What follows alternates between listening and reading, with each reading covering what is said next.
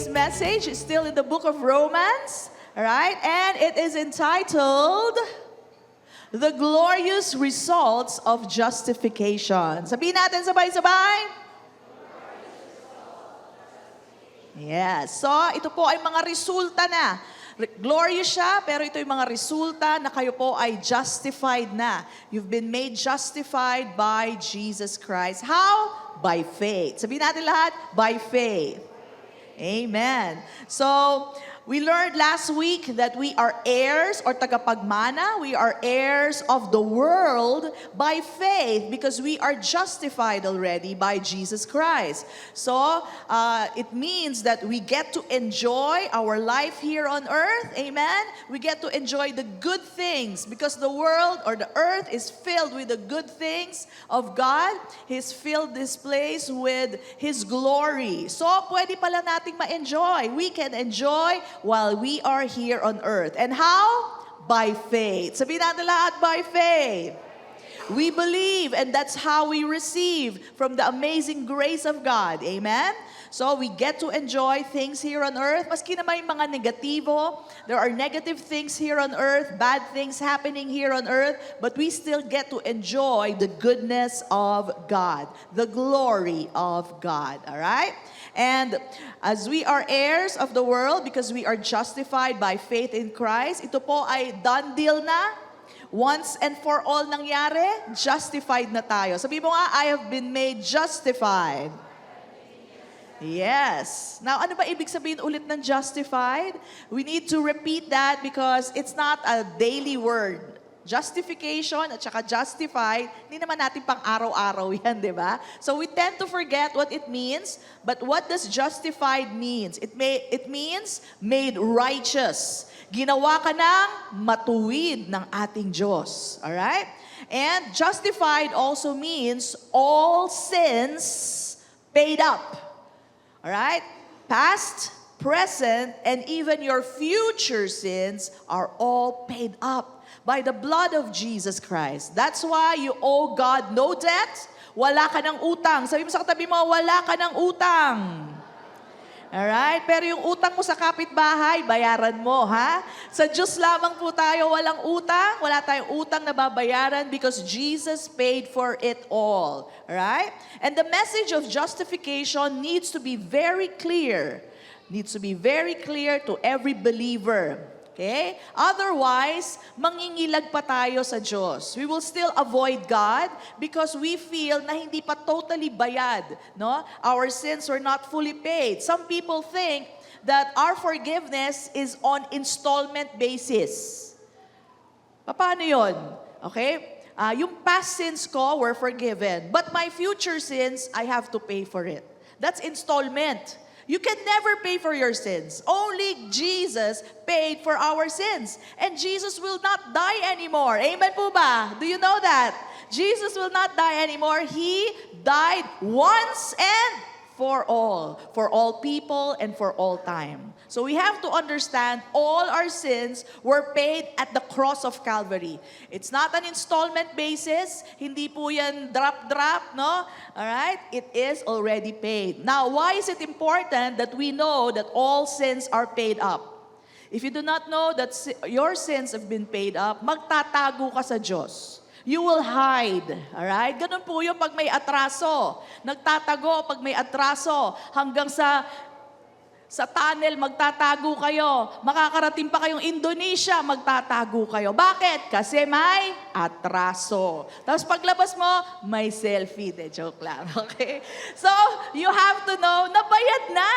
Kundi magtatago kayo. Amen po ba? And you already went through those maybe once in your life, nangyari sa inyo, that you owe a person a debt and you cannot pay on that moment. Diba? Maski nga alam mo, babayaran mo siya next week, but the mere fact that you see that person and you feel na, naku, may utang ako dito, iiwasan nyo, di ba? Parang ayaw mag-eye-to-eye contact kasi you feel that you owe that person. No? So, what you will do is, first service siya attend, second service ako attend. Okay? Bakit? Kasi you feel you need to do something to please that person or to avoid that person. Bakit? Kasi may atraso ka pa. You owe a debt. But this is the clear message that we have been justified once and for all debts paid up. Sabihin natin lahat, all my debts are paid up. Amen? So, wala na po tayong utang sa Diyos, binayaran lahat ng ating Panginoong Jesus. Amen? Praise God. So that is the good news that I have for you. All sins paid up, justified, and Jesus fully satisfied God. His blood on the cross was the propitiation. Sabihin nga natin yun, propitiation.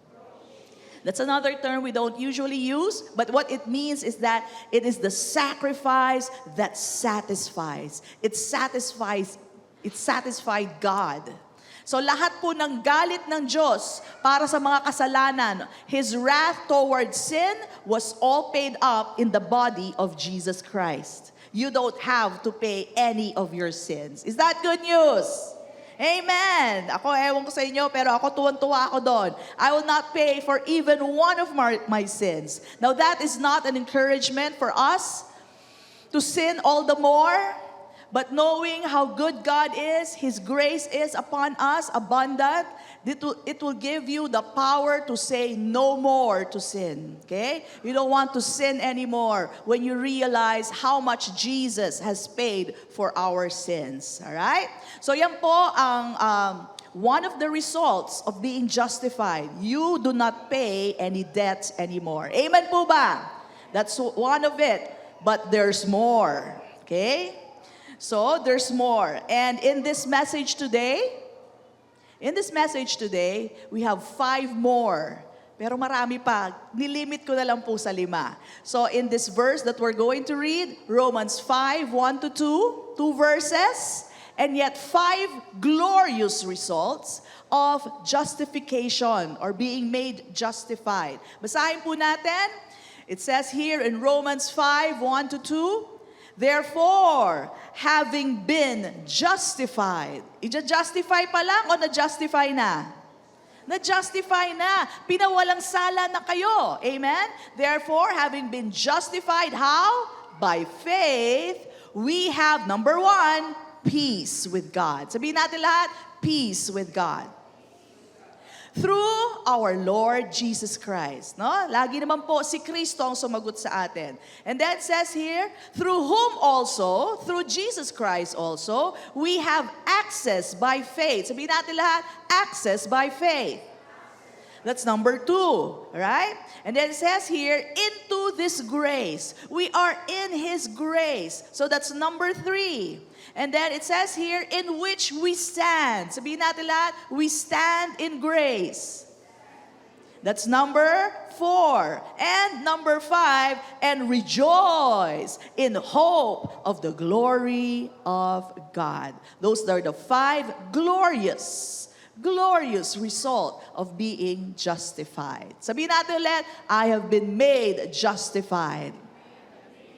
Okay, it means you're righteous forever. Hindi na po mawawala ang righteousness nyo. Tunay na may forever, no? So this speaks about, if you're looking for a verse that assures you of your salvation, this is one of them, no? That we have been made justified, and that is forever. Okay? So let's go to the 5 glorious results of justification. Number 1, peace with God. All right? So how important is peace? Napaka-importante po ng peace. Alright? At maski po kayo, you will know that in your family, in your marriage. How difficult is it when you do not have, maski 2 tao lang kayo you and your husband, you and your wife, you don't have peace in your marriage. It's so stressful. Yun ang pinakamahirap. No, it's so really stressful. Apektado mga bata, the kids are affected. Your movement in the house is affected. All right? What else? Your work is affected when you do not have peace with your spouse. So 2 tao lang yan, If you do not have peace with them, it's very stressful. And how many spouses or marriages allow that one day lumipas, 2 araw lumipas, 1 linggo na lumipas, wala pa rin silang peace. May war sa bahay. And you know, a lot of distracting and destructive things happen when there is war. Alam naman po natin yan, di ba? When there is war, marami pong nasasaktan, marami pong nasisira. Okay? And we don't want that in our homes. We want peace. And the only way that you can bring this to the table or to your relationship, how? Is when you know, number one, you have peace with God. Right? The same peace that you have, you can bring to your marriage. The same peace you have, you can bring to your relationship with your children. Okay? So, napaka-importante po that we know that we have peace with God. Okay? It allows you to reconcile. Pastora, ayoko magpagbate, siya naman ang may kasalanan. Ikaw na ang mauna. Sabi nga po sa salita ng Diyos, blessed are the peacemaker. Amen? Sabihin natin lahat, blessed are the peacemaker. Sabihin mo sa katabi mo, ako yon. O kaya binabati na kita. Yung mga ayaw makipagbati muna dahil siya ang nauna, siya ang mali, tayo na po makipagbati. Amen po ba? You know why? The Word of God tells us in James 3:16, wala po yan dyan, but please take note, we're envying and strife. Strife is yung pag-aaway, pagkakainisan, no? There is confusion and every evil work. Would you like that in your home? Every evil work? Bawat evil work, nasa tahanan nyo, pag pinapayagan nyo ang strife sa bahay nyo. Okay, so it should be one of our priorities to keep the peace in the family. And the best way to do that is to first know that you are at peace with God. Amen? Hindi galit sa'yo ang Diyos. So when you know of His grace na hindi pala galit sa akin ng Diyos, I'm at peace with God, then therefore you can be stress-free and you can apply that same peace in your family. Hindi na ako magagalit. Hindi ko na iinitin ang ulo ko. Ako na mauunang mag-sorry. Amen! May kausap ba ako? Ayan. No, you know why? Because otherwise, you allow the enemy to have a foothold in your family. Mas gugustuhin po ba yun? Kesa tapusin na lang yung pag-aaway nyo? Alright? You allow every evil work. It's like the devil, sinasaran mo na yung pinto sa mga ginagawa na kasamaan ng kaaway, kaya lang yung paa niya nakapasok sa pintuan bago mo isinara. Why? Because you do not allow peace to stay in the family. Let us not allow that to happen. Because ang sabi po sa atin, there is confusion and every evil work. You are allowing every evil work to happen in your family. Bakit? Ayoko lang makipagbati. Ganun lang ba yun? Yun lang ba ang gusto natin? No?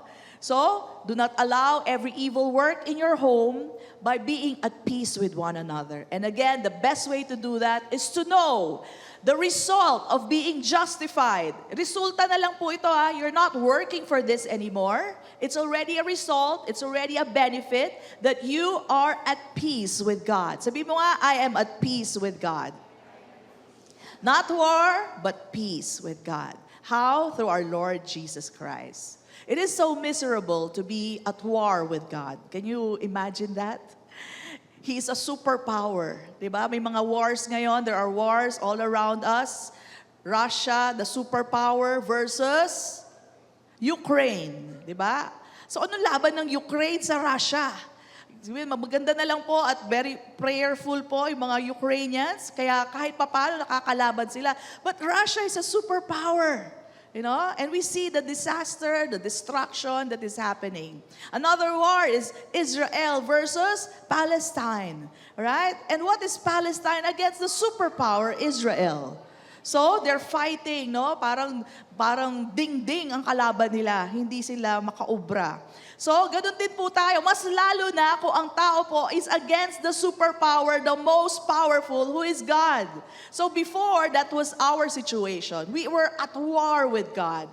But through Jesus Christ, who paid all our debts, the war is over. Sabi mo sa katabi mo, peace be with you. Ayan. Peace be with you, everyone, because the war is over. Jesus Christ paid the price, kaya wala na pong war between us. There is peace with God today. Jesus made it all possible. Okay? Now, alam niyo po ba, before, God was portrayed as a very angry God. In fact, tayo po, yung mga maliliit pa tayo noon, yung mga kaidaran ko, alam ko, takot tayo sa Diyos noon eh. Yung takot talagang nakakatakot. Hala ka, pag hindi mo ginawa yan, lagot ka sa Diyos. Tayo naman, oo nga naman, ako, Diyos ko. Diba, ganun tayo. Bakit? Kasi pinortray sa atin na nakakatakot ang Diyos. At pag nagalit ang Diyos, lagot ka. So that was the portrayal before, no? And even messages long before we were born were like that. In fact, one of the titles that I heard was famous before, is this: falling into the hands of an angry God. They have portrayed God as an angry God. Alright? But ang dapat pong title ngayon na meron po tayong revelation about His goodness, about His grace, is this: resting in the arms of our loving Father. Asa na yon? Ayan. Resting in the arms of our loving Father. This is the truth for us. And this is the way we should see God. He is not an angry God. He is not against you. He is for you. Hindi siya laban sa iyo. Siya ay para sa iyo. At kung nasa kasalanan ka man, alapin mo ito, hindi pa rin siya against you. Pastora, nasa kasalanan na ako, hindi pa rin siya against you. No, He is not against you. He is for you and He will lift you up from your situation, from your sin. Amen po ba? Maski nandito na ako sa kasalanan, tinutulungan ka ng Diyos makabangon dyan sa kasalanan na yan. He will never be against you. And the reason for this is because Jesus, even for that sin, has paid it all at the cross. Amen? So, hindi galit sa'yo ang Diyos. Sabi mo sa katabi mo, hindi galit ang Diyos. Hindi siya galit sa'yo. Amen? He'll never be angry with you. He's full of love for you. Alright? So, instead of separation from God, we are now in full union with God. Right? Never to be apart. In fact, He said, no one can pluck you out of my hands. No one can take you out of His love. We have been justified, and that is forever. Sabihin natin lahat, forever! Iyan po ang katotohanan. Kaya salamat kay Jesucristo na nagbayad ng ating utang. Amen? He paid it all. Alright? So that is the first glorious result of being justified. We are at peace with God. Number 2, we have access into grace. How? By faith. So, access by faith into grace. May access na po tayo. Now, sino dito ang may access? Matanong ko lang, baka sakali lang. May access kayo sa presidente ng Pilipinas. Taas nyo nga kamay nyo, baka naman kamag-anak nyo siya. Meron ba? Wala, sayang.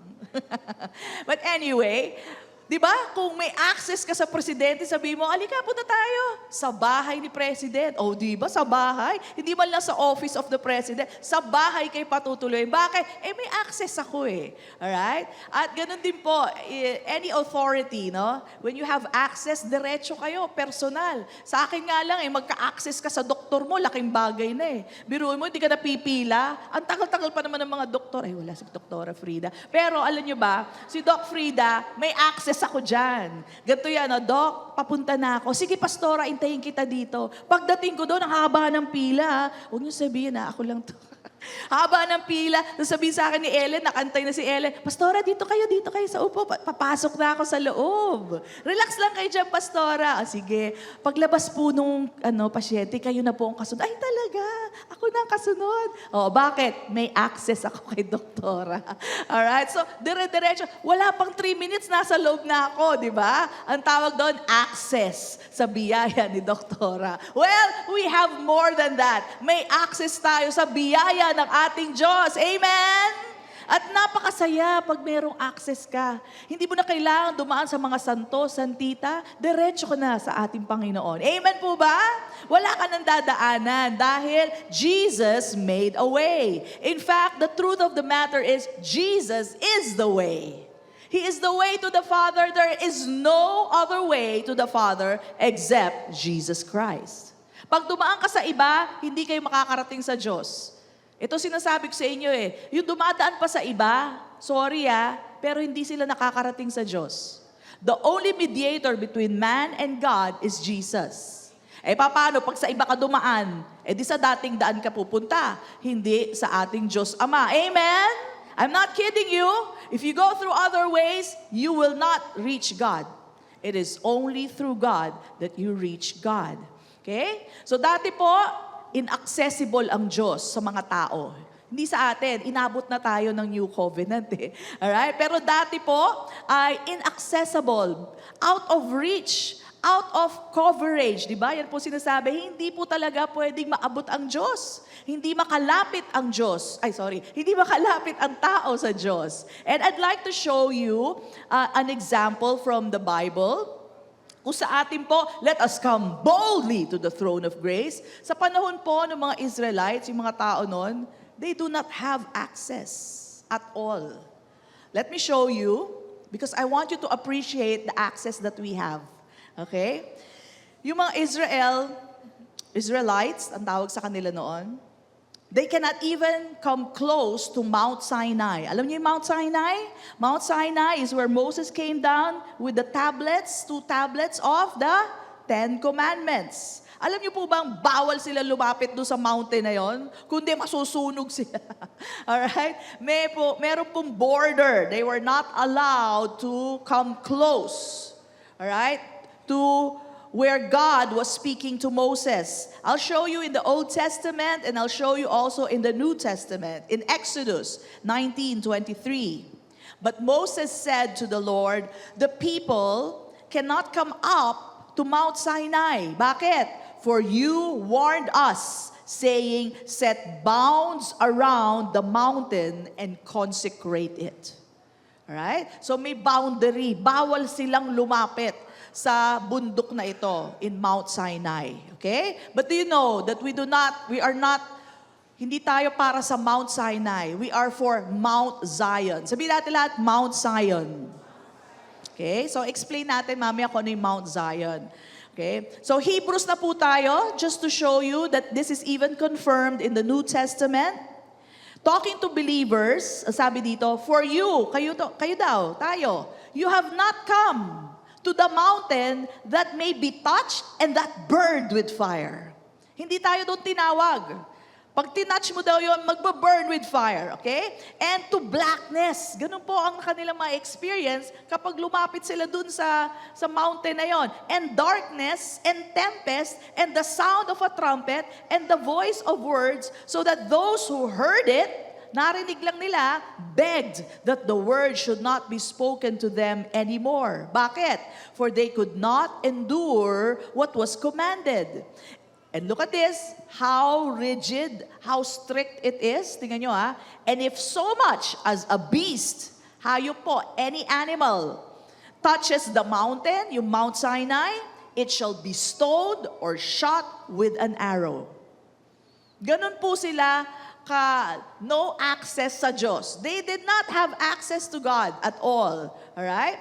And so terrifying was the sight that si Moses mismo, Moses said, I am exceedingly afraid and trembling. Nanginginig po siya to the bones. Okay? Takot na takot po si Moses. Right? But you, sabi mo sa katabi mo, but you have come to Mount Zion. We don't belong to Mount Sinai. We are not to come to Mount Sinai, but we are to come to Mount Zion. Now, Mount Zion is not really a specific place na nakikita ng mata, but it's pertaining to something. Ano yung something, Pastora? Ito po ang detalye. Para malaman nyo kung ano yung Mount Zion, these are the details. And to the city of the living God. So Mount Zion, nandun po ang city of the living God. What else? The heavenly Jerusalem. To an innumerable company of angels. Yan po ang Mount Zion. Nandiyan po ang mga anghel kasama natin. Ano pa? To the general assembly. Diyan po tayo mag-a-assemble. Mount Zion is where we will assemble. Sabi mo sa katabi mo, kita-kits. Magkikita po tayo doon. Yan po ang General Assembly natin. Amen? And it is also the church. Okay? The church of the firstborn who are registered in heaven. Nakapag-rehistro ka na ba? Okay, sigurado, when you believed in Jesus, you already registered in heaven. Your names were written in the book of life. Amen po ba? So, rehistrado na tayo. Alright? Firstborn pertaining to Jesus, who are registered in heaven. What else? What other details can you give, Pastora? Andyan po, to God. So Mount Zion is where God is. To God, the judge of all. To the spirits of just men. Dito po tayo papunta. Dito po sa mountain na to, nandito po ang mga spirits of just men made perfect. Sino po yon? Yung mga nauna na sa atin at tayo din po. Right? We are the just men made perfect. Alright? Sabi mo, just na, made perfect pa. Alright? We're also made perfect. To Jesus, this is what Mount Zion is all about. Jesus is there. To Jesus, the mediator of the new covenant, and to the blood of sprinkling that speaks better things than that of Abel. Ano po ba yung sinasabi dito? What does the blood of Abel speak? You know, the blood of Abel, you know who Abel is? Siya po yung pinatay ni Cain. Cain, the brother, killed Abel. Right? And the blood of Abel spoke. Alam niyo po bang iniyak nun? Ang iniiyak po ng dugo ni Abel or Abel is hustisya. I need justice. Right? Bakit pinatay siya? Gumagawa siya ng tama, kinaluguran siya ng Diyos, and he was killed for that. So hustisya ang sinisigaw ng dugo ni Abel. But the blood of Jesus cries of better things. Ano po? Instead of hustisya, ang sinisigaw, justified ka na. Amen? The blood of Jesus cries out, justified! Pinawalang sala na ang sino mang mananampalataya sa Kanya. Amen? Come on, bless the Lord! Justified! Amen? So praise God, pinawalang sala na tayo ng dugo ni Kristo Jesus. It's all paid. Jesus paid with His own blood. That is the cry of His blood. So yan po ang Mount Zion, and that's where we go. That's where we belong, alright? So have confidence that we belong to that place. May PR ka na. Alam niyo yung PR? Permanent residency ka na doon. Okay, tagaroon tayo, the city of God. Yan ang aabangan natin. Amen. In heaven, with angels, general assembly, magkikita-kita tayo doon.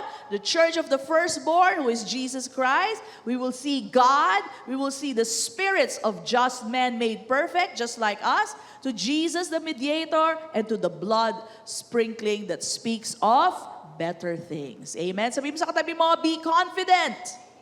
Sigurado na po tayong ligtas at yan na po ang ating bundok, Mount Zion.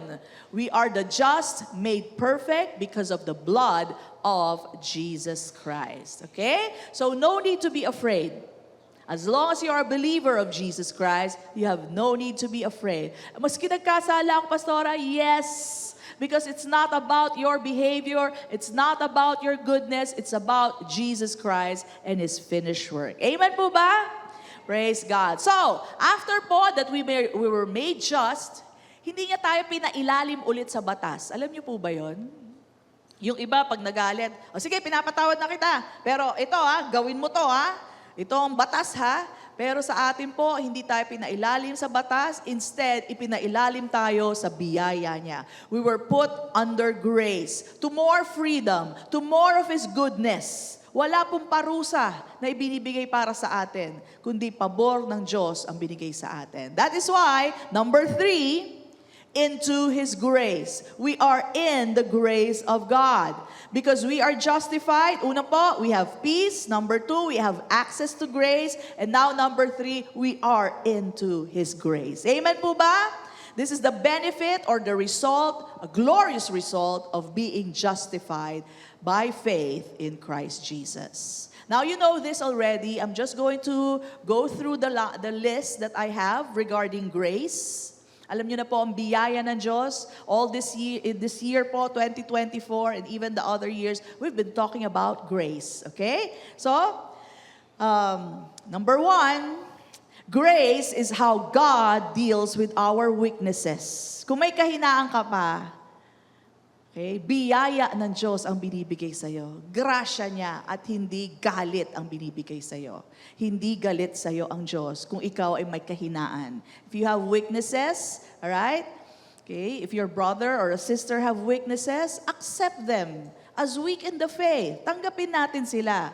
Pero kung ang Diyos binibigyan sila ng biyaya, biyaya din ay bigay natin sa kanila. Amen po ba? Iba-iba po kasi ang level ng ating faith. But let's not be proud and let's not be offended by a brother na mahina pa ang faith nila. Let's accept them just like the Lord accepts them. So grace is how God deals with our weaknesses. The next one is, grace is how God loved us in our sinful nature. Maski po tayo po ay makasalanan nun, biyaya na ang binigay niya sa atin. Much more now na tayo po ay nilinis na ng dugo ni Kristo. Amen? Can you imagine the abundant grace na ibibigay pa sa atin at binigay ng Diyos sa atin now that we have been changed from the inside out? Okay? So, sometimes po kasi, the reason why I need to mention that, akala po na ibang tao, I need to be, mag-aayos muna ako. I need to be worthy first before I go to God. Lalapit din ako sa Kanya, but I need to, fix myself. No. You can never do that. Apart from God, you can never fix yourself. Alright? As you are, as messed up as you are, come to the Lord Jesus Christ. Believe in Him. And that's the grace of God. He takes you just as you are. Amen po ba? Right, grace is God showing His love for us while we were yet His enemies. We did not recognize God. We were His enemies before. All right? We loved to sin before, but instead, He gave us grace. Grace na po ang binigay sa atin ng Panginoon. And what else? Grace is His unconditional love that is not dependent on our behavior. So when you are bad, God is still good to you. When you are good, God is good. But when you are bad, God is still good to you. Hindi siya nagpapadala sa ating pong mga behavior, mga attitude natin. God is good all the time, and all the time, God is good. Amen? He's never bad to us. Okay? What else? Grace is making us just and perfect in spite of ourselves. Kilala nyo naman ang sarili nyo. But as far as God is concerned, matuwid ka na. As far as God is concerned, you were made perfect already in His eyes. Amen po ba? Sa mata ng Diyos. Maybe sa mata ng iyong mga kamag-anak, hindi. Pero sa Diyos, ang tingin niya sa'yo, just and made perfect. And we just read it a while ago in the verse. Okay? What else? Grace is God putting an end to the law. Hindi tayo pinailalim sa batas. Right? Paano po? Through Jesus Christ. When you believe in Jesus Christ, you are no longer under the law. The law is still existent. Do you know that? The law is still there, but we are no longer under the law. Okay? So that's a blessed thing to be not under the law. Now, I'm not saying labagin nyo lahat ng batas, no? But we are not under the law, meaning to say you are not judged by the law. Halimbawa lang, nagnakaw ka. Okay? Hindi ka huhusgahan dahil may batas na do not steal. Biyaya ng Diyos ay bibigay sa iyo. Biyaya ng Diyos para matigilan mo na, magkaroon ka ng kapangyarihan para tigilan mo na ang pagnanakaw. Amen. Are you getting this? Because you are not under the law. You will not be judged by the law. Isn't God beautiful? Isn't He amazing? Diba? Na hindi tayo inilagay sa ilalim ng batas, kundi sa ilalim ng biyaya niya. He will help us get out of our sins. He will give us the power, empower us to get out of our situation. Amen! God is so beautiful. Amen? So, ang sabi po sa Romans 10:4, I'd like to show you that scripture. For Christ is the end of the law for righteousness. Sabihin natin lahat, law for righteousness. To everyone who believes. Do you believe? Then the law ended. The law for righteousness ended to you because of Jesus Christ. Now, in-emphasize po dito, law for righteousness. Hindi sa lahat ng law, ha? Baka mamaya mag-jaywalking kayo, huhulihin kayo. Nag-beat kayo ng red light, huhulihin kayo. Bakit? Hindi naman law for righteousness yon.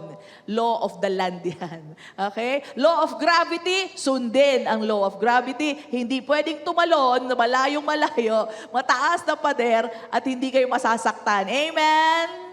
Kaya kung sabihin, oh, I'm free from the law, I will now jump 2 floors. Abay, mababalian kayo, okay? Huwag kong ganyan. Malinaw po ang scripture. For Christ is the end of the law for righteousness, para maging tuwid, alright? The law ended already to those who believe. Amen po ba? So instead of putting us under the law where God demands, totoo po yan, there's a demand for you to obey the 10 commandments and all the other commandments.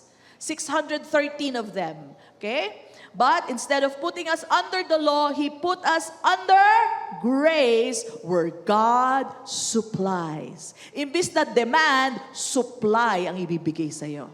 Supply to be able to get out of your mess, to stop sinning. Yung cycle na paulit-ulit na kasalanan, titigil yan. As long as you know and know more about the righteousness that God has given you.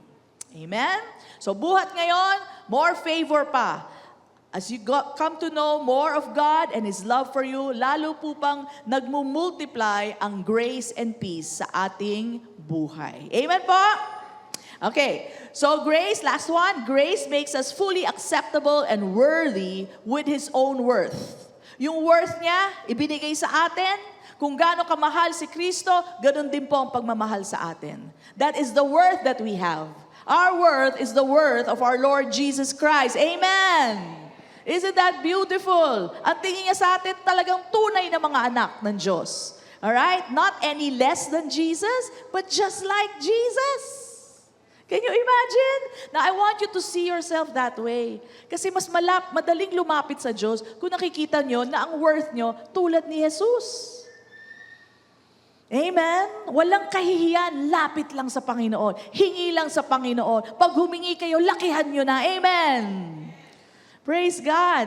Why? Because you know that your worth is the same worth of Jesus Christ. Okay? So, number 4 na po tayo. As we said, because we have been justified. Number 1, we have peace with God. Number 2, access by faith. Number 3, into grace. Number 4, we stand in grace. Sabihin natin lahat, I stand in grace. We are not to cower or feel embarrassed or shamefaced, all right, to be a slave or a servant in the house of God. Instead, we stand in the grace of the Father. Ibig sabihin po ng we stand, we are confident. Kumpiyansado ako, sigurado ako sa biyaya ng Diyos. I know God will give me what I ask according to His will. To stand means you are stable, confident in God's grace. Amen? Huwag tayong tumulad. Let us not be like the prodigal son, who has no confidence, who has little knowledge about the Father's love for him, about the Father's grace for him. Wala siyang alam. Kaya, alam po natin lahat, prodigal son, sino pong hindi nakakaalam, ikukwento ko, taas ang kamay. Lahat alam? Are you sure? Okay. So we continue. He took his inheritance. He did a prodigal living. He spent it on prostitutes, on hard drinking, all his friends. Nung naubos na, nagutom na. And he decided to come back to the Father, not as a son, but as a servant. So pinractice niya na. May script na siya, sasabihin sa Ama, magiging servant na lang ako sa bahay ng Ama. But, malayo pa lang, tumakbo na yung Ama, sinigurado niyang mauna siya. Kasi baka may magalit baka yung kapatid na elder, ang sumalubong. Anong matatanggap nun? Hindi halik, sapak, di ba? Alam niyo namang panganay. Joke lang. Di ba? So yung mga panganay, minsan ikaw talaga, di ba? Baka yun na matanggap. Kaya nauna yung tatay, tumakbo siya. Baka makita ng panganay, di ba? So he ran to his child, embraced the child, and kissed the child on the neck. Amen? And the son returned to the father asking to be a servant. Sabi niya, I'll be a servant, I'll do this and I'll do that. But the father did not even hear him. Hindi niya pinakinggan. Yung sinabi ng anak, ang sabi kagad ng father to the servants, meron pong servants sa bahay ng ama. Tandaan nyo, may servant at may child, may children of God. You are not a servant in the house of God. Remember that, you are a child of God. Amen? So, he called on the servants and he said, "Come, bring the best robe." Okay? 3 bagay po ang binigay. The best robe, a ring, and the footwear or the slippers or sapatos. Okay? So, hindi siya sinend. He was not sent to the kitchen. Okay, punta ka na sa kitchen. As you said, you want to be a servant? Sige, bumawi ka. Wala pong ganon. He was not put under the law. He's not put under servitude. Instead, the father said, "Come bring the robe." Ibihis sa kanya. At alam niyo po ba, when we imagine the robe, maybe we're thinking about the multicolored robe of Joseph, di ba? Multicolored yun eh. Kasi pag multicolored, mamahalin yun. Siyempre noon, either puti, cream, ganun, black. Pero pag maraming kulay yan, ibig sabihin, woven yan. Mamahalin yan. So, bukod sa multicolor, idagdag nyo pa to. Long sleeves.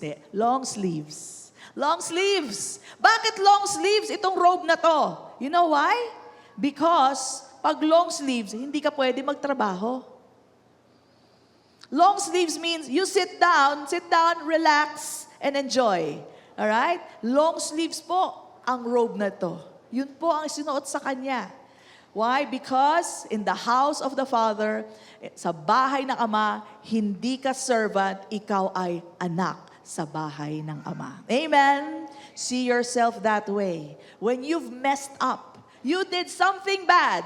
Okay? Di ko ina-encourage na gawin nyo yan. Alam ko namang ayaw din nyo yan. You don't want that. But if ever you do that, remember to come back to the Father's house as a child of God and not as a servant. Because that is who you are. Once a child of God, always a child of God. Amen? Come on, bless the Lord. It will never change. Amen? Praise God. So, yun po, binigay sa kanya, it was a formal attire. Not working clothes, but it was a formal attire. And that's how God will treat you every time. Yes, every time you come back to the Father's house. Back in the loving arms of the Father, you are always a child no matter what. Amen? Alam niyo, maski mga ordinaryong magulang dito, hindi niyo na may titreat ang anak niyo bilang alipin sa inyong bahay. Amen? Nagkasala o sige, itong ka sa kusina. Ganun ba yun? Walang gagawa nun dito. Siguro may problema na lang sa isip kung ginawa nila yon. But, siguro may, being, earthly parents, minsan may galit tayo, di ba? Inis, ganon. Pero you never treat them as a servant. There will always be a child for you. And deep inside, you're so happy they're back. Amen po ba? Praise God. Next was the ring.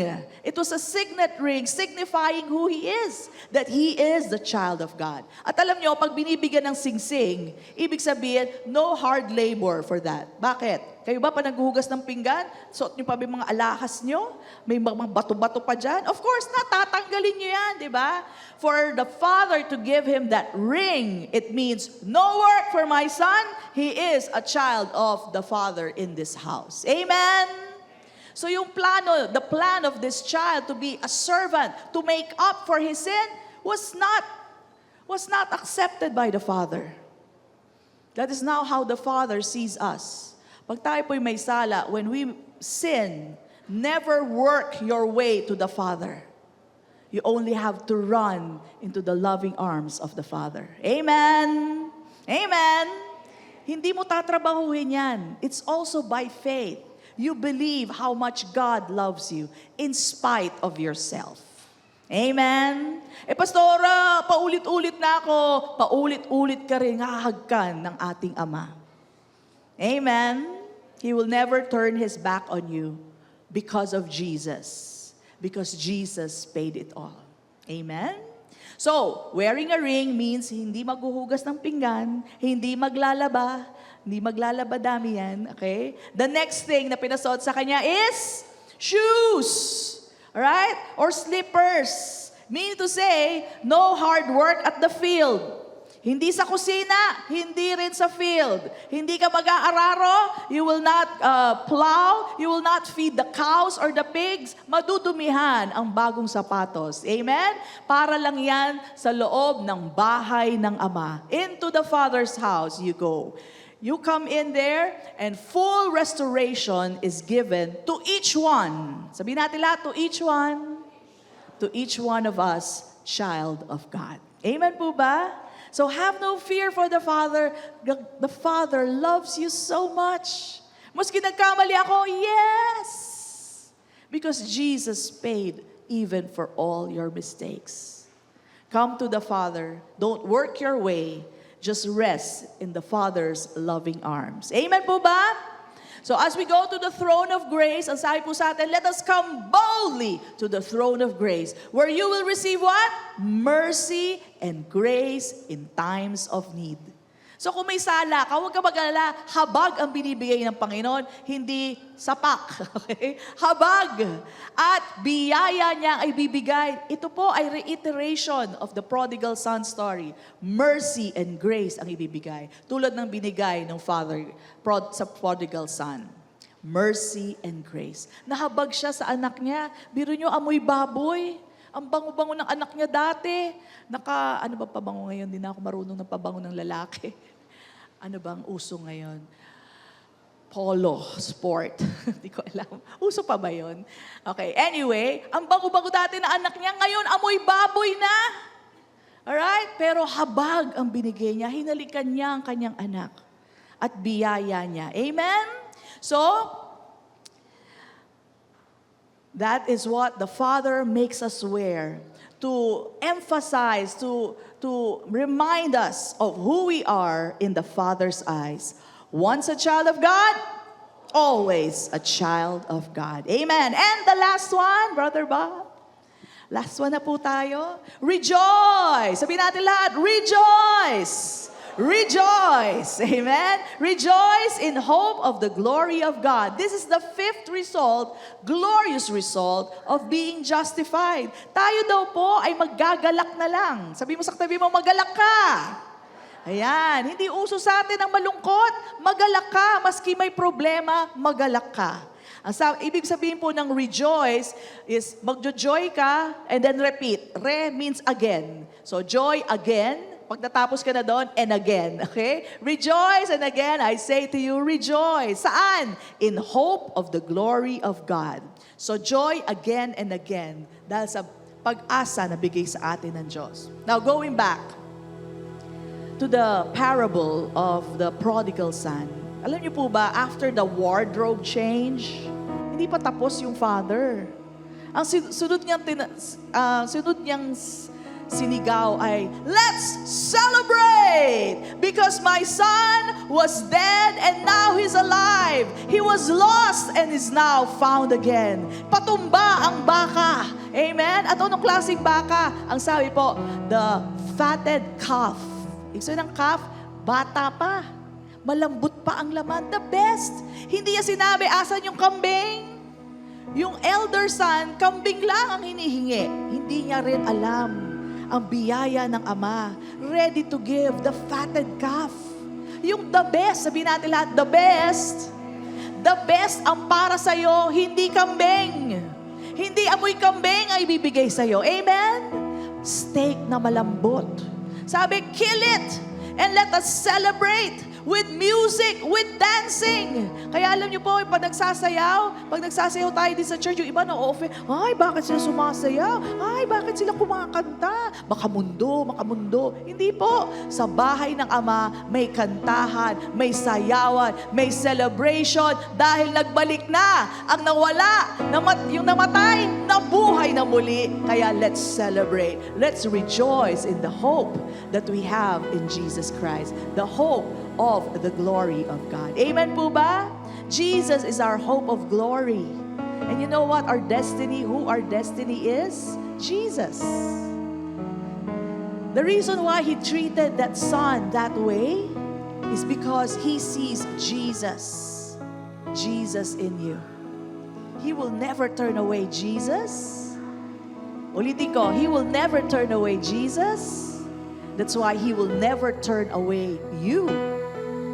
You who have failed, you who have sinned, you who have weaknesses, He will never turn you away. Because as Jesus is, so are you to the Father. So are you to the Father. Totoo ang Diyos sa Kanyang mga salita. Amen? So this is the Father to us. We have access to Him, into His grace, in His loving arms. Ito po ang biyaya. Ito po ang resulta, glorious result, just because you were justified by faith in Christ Jesus. Hindi ito tatrabahuhin. Ito'y sa inyo na. Wala na kayong gagawin pa para matanggap ito. These are all the result of the glorious justification that we have received. Paano kayo na-justify? By faith in Christ Jesus. Amen po ba? Do you see how blessed we are? Amen. Let me read this one more time.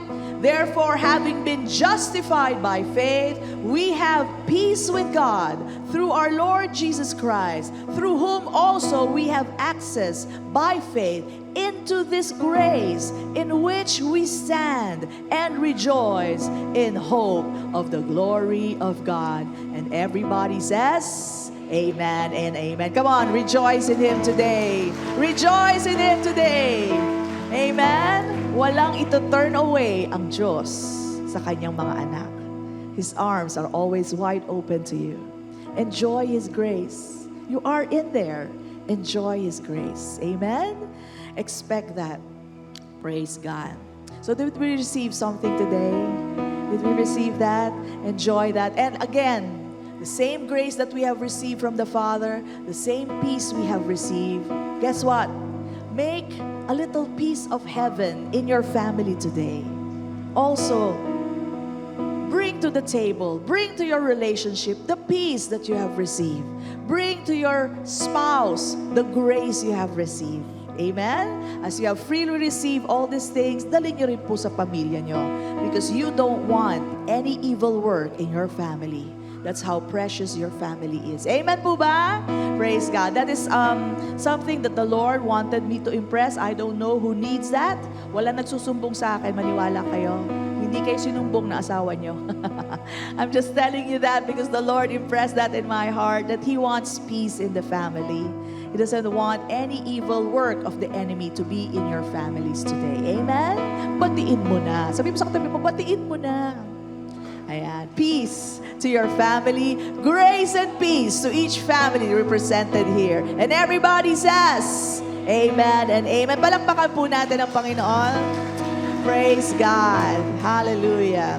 So this afternoon, as we have received, I want to invite those who have never believed in Jesus Christ. Maybe this is the first time you hear, ganun pala yun. Kala ko galit sa akin ng Diyos eh. Kala ko hindi na ako mapapatawad sa kasalanan ko. Walang kasalanan na hindi pinatawad sa krus ng Kalbaryo. Lahat yan. Maski yung kasalanan ni Hitler, binayaran ni Kristo sa krus ng Kalbaryo. Ang tanong na lang, tinanggap mo ba siya bilang Panginoon? Yun na lang po ang kailangan. Because that is what makes you included in the finished work of Jesus Christ. Amen? So if you are here and you've never made Jesus your Lord, you never received Him in your life, therefore you never believed in Him, then this is that beautiful opportunity to do that. Alright? So, coming from your heart, declaring with your lips, sabayan nyo lang po ako sa maiksing panalangin. Very, very short prayer. And it's about receiving Jesus. Because people don't know that. Akala nila automatic, basta ako pinanganak sa mundong ibabaw, Diyos ko, Diyos nyo, Diyos ko rin. Hindi po. Iba-iba po ang mga Diyos ng tao. Tayo po, ang Diyos Ama natin, na may anak na si Jesucristo na pinadala dito sa mundo. Yun po ang Diyos natin. Okay? So, if you've never received Jesus Christ, this is your wonderful opportunity. Coming from your heart, sabihin nyo lamang po, Father God. Sige po, lakas natin, Father God. I believe Jesus is Lord. I confess Him now. He is my Lord. He is my Savior. He paid for all my sins. My sins are all washed now. And I believe that He died for me. And God raised Him from the dead. I am now saved. I am now a believer. I have the Holy Spirit in me. And my name is written in the book of life. Maraming salamat, Panginoon. Maraming salamat, aking Diyos. At maraming salamat sa banal na Espiritu na nasa aking buhay ngayon. I believe, I receive. And everybody says, Amen and Amen. Palakpakan po natin ang Panginoon. If you said that prayer today, heaven is rejoicing. Amen? We rejoice with you. And you know what? Whatever your sin is, tandaan mo to, bayad na yan sa krus ng Kalbaryo. Amen? Praise God. And by the way, I forgot to say something. You know, pag nag-return yung isang kapatiran na matagal na nawala, lost, but now, bumalik. Alright? Let's welcome them with open arms. Let's not condemn them. Let's not say, tagal-tagal na wala. Ano kayang ginawa niya? Huwag na po tayong ganon. Tanggapin po natin, FCI. We love them. We're so glad that they're back. Amen? Let's not have any condemnation. We are so happy you're back. Amen? And no condemnation for you. We just love you. And heaven is celebrating with us. Amen po ba? Praise God. So, if you are that person, huwag mo isipin na kami nagtitingin sa'yo ng kakaiba.